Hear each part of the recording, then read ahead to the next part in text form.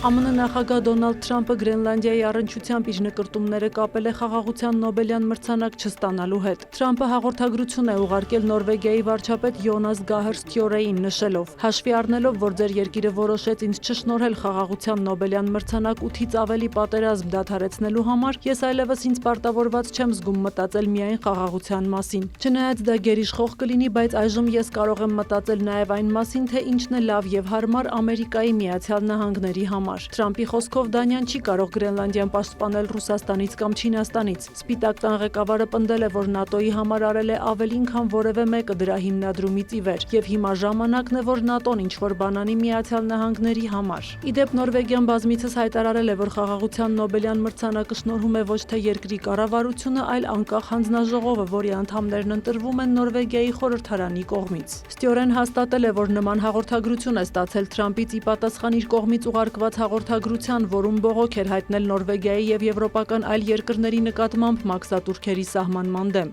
Ավելի վաղ Թրամփը սպառնացել էր փետրվարի 1-ից 10% լրացուցիչ մաքսատուրքեր սահմանել այն երկրների նկատմամբ, որոնք զորքեր են ուղարկել Գրենլանդիա եւ դեմ են կղզու նկատմամբ ԱՄՆ վերահսկողությանը։ Այս սպառնալիքների ֆոնին ԵՄ դեսպանները հունվարի 18-ին Բրյուսելում հանդիպում են անցկացրել, որի ընթացքում ըստ Պոլիտիկոյի դիտարկել են ԱՄՆ-ի նկատմամբ 93 միլիարդ եվրոյի մաքսատուրքերի սահմանումը, եթե Վաշինգտոնի հետ սպասվող բանակցություններն արդյունք չտան։ Առաջիկա օրերին արտահերթ հանդիպում կանցկացնեն նաև Եվրամիության 27 երկրների ղեկավարները։ Իսկ եվրոպական 8 երկիր, որոնց նկատմամբ ԱՄՆ նախագահը սպառնացել է մաքսատուրքեր սահմանել, հայտարարություն են տարածել, աջակցություն հայտնելով Դանիայի ինքնիշխանությանն ու տարածքային ամբողջականությանը։ Միաժամանակ նրանք նշել են, որ պատրաստ են երկխոսության։ Դանիան, Ֆինլանդիան, Ֆրանսիան, Գերմանիան, Նիդերլանդները, Նորվեգիան, Շվեդիան եւ Մեծ Բրիտանիան շեշտել են. մաքսատուրքերի սպառնալիքները խաթարում են անդրատլանտյան հարաբերությունները եւ իրավիճակն ավելի վատ թարացնելու վտանգ ստեղծում։ Եվրոպական երկրները նաև հայտարարել են, որ մեծացնում են Արկտիկայի անվտանգությունը Գրենլանդիայում անցկացվող արկտիկական դիմացկունություն զորավարժությունների միջոցով։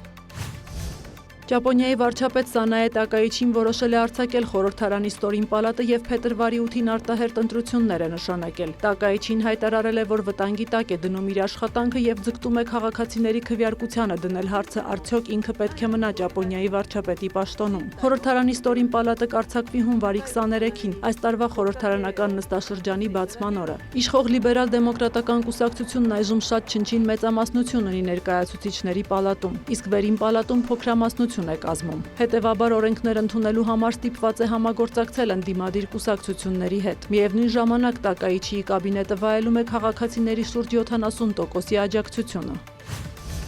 ԱՄՆ նախագահ Դոնալդ Թրամփը ձևավորում է խաղաղության խորհուրդը, որն իր աշխատանքը կսկսի Գազայի հատվածի հետ պատերազմյան կառավարումը վերահսկելուց, այնուհետև կզբաղվի աշխարհի մյուս հակամարտություններով։ Reuters գործակալությունը, որի տրամադրության տակ է հայտնվել հրավերի նամակը եւ խորհրդի կանոնադրության նախագիծը, նշում է, որ խաղաղության խորհրդին անդամակցության հրավեր է ստացել շուրջ 60 երկիր, սակայն ոչ բոլորն են անմիջապես արձագանքել, քանի որ մտավախություններ ունեն, որ խորհուրդը կարող է խաթարել ՄԱԿ-ի աշխատանքը։ Ըստ Reuters-ի երկրների անդամագրությունը կսահմանափակվի 3 տարի ժամկետով, սակայն $1 միլիարդ վճարելու դեպքում տվյալ երկիրը կստանա խորհրդի մշտական անդամակցության իրավունք։ Խորհուրդը նախագահելու է Դոնալդ Թրամփը։ Կառույցում ընդգրկված են նաև ԱՄՆ պետքարտուղար Մարկո Ռուբիոն, ԱՄՆ նախագահի հատուկ բանագնաց Սթիվ Ուիթքոֆը, Դոնալդ Թրամփի փեսա եւ խորհրդական Ջարեդ Քուշները, Համաշխարհային բանկի նախագահ Աջայ Բանգան եւ Մեծ Բրիտանիայի նախկին վարչապետ Թոնի Բլերը։ Բուլղարացի դիվանագետ Նիկոլայ Մլադենովը նշանակվել է Գազայի հատվածի հարցերով գերագույն ներկայացուցիչ։ Խաղաղության խորհրդի կազմ մտնելու Թրամփի հրավերն ընդունել են Հունգարիայի վարչապետ Վիկտոր Օրբանը, Ղազախստանի նախագահ Կասիմ Ժոմարտ Տոկաևը։ Ըստ Կրեմլի խոսնակի Ռուսաստանի նախագահ Վլադիմիր Պուտինը եւս դիվանագիտական ուղիներով հրավեր է ստացել անդամակցելու խաղաղության խորհրդին։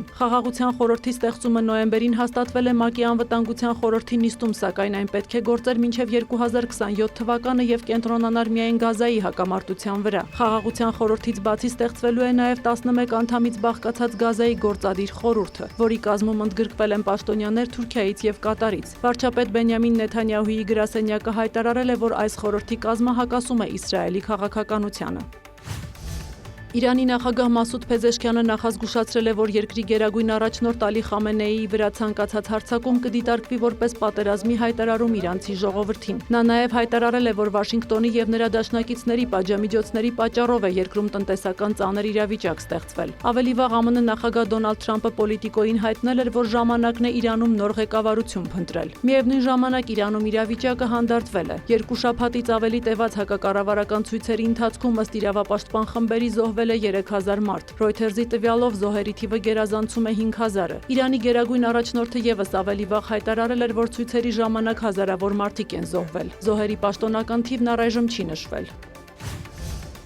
Իսպանիայի հարավում արագընթաց գնացքը դուրս է եկել գծերից եւ բախվել հանդիպակաց մեկ այլ գնացքի, որը նույնպես դուրս է եկել գծերից։ Վթարի հետևանքով զոհվել է առնվազն 39 մարդ։ Շուրջ 170 մարդ վիրավորվել է, որոնցից 75-ը հոսպիտալացվել են։ Դեպքը տեղի է ունեցել հունվարի 18-ի ուշ երեկոյան Ադամուս քաղաքի մոտակայքում։ Երկու գնացքում եղել է շուրջ 400 ուղևոր։ Վթարի պատճառը դեռևս հայտնի չէ։ Իսպանիայի տրանսպորտի նախարարի խոսքով շատ տարօրինակ է, որ գնացքը գծերից դուրս է եկել երկաթգծի ուղիղ հատվածում, որի վերանորոգման համար մայիսին հատկացվել էր 700 միլիոն եվրո։ Ըստ նախարարի նոր էր նաև գնացքը։ Վարչապետ Պեդրո Սանչեսը հետաձգել է այսօր նախատեսված բոլոր միջոցառումները։